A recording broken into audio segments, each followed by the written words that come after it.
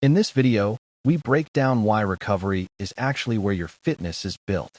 Many runners fear that taking time off means losing fitness, but the physiological reality is the opposite. Training provides the stress, but adaptation only occurs during rest, a process known as supercompensation.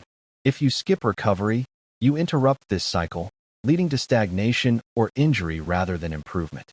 Let's distinguish between a rest day and a recovery run. A recovery run is a short, 30 to 40-minute jog performed at a very low intensity, specifically Zone 1. The goal here is purely to increase blood flow to flush out metabolic waste products without inducing structural damage. If you finish a recovery run feeling tired, you ran too fast. For the actual rest days, beginners should schedule 2 to 3 complete rest days per week to absorb the new mileage. Experienced marathoners might only take 1 full rest day, utilizing active recovery or cross-training on other days.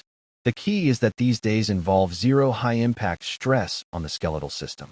You must also monitor your biofeedback to ensure you aren't slipping into overtraining syndrome. Quantitative data, like a resting heart rate elevated by more than 5 beats per minute for consecutive days, is a major warning sign.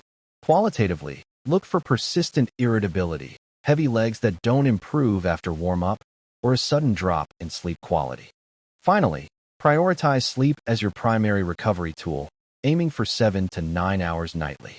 Studies confirm that sleep deprivation reduces glycogen synthesis and increases cortisol, which catabolizes muscle tissue. No supplement or compression boot can replicate the hormonal balance achieved during deep sleep. Remember, you don't get faster by training. You get faster by recovering.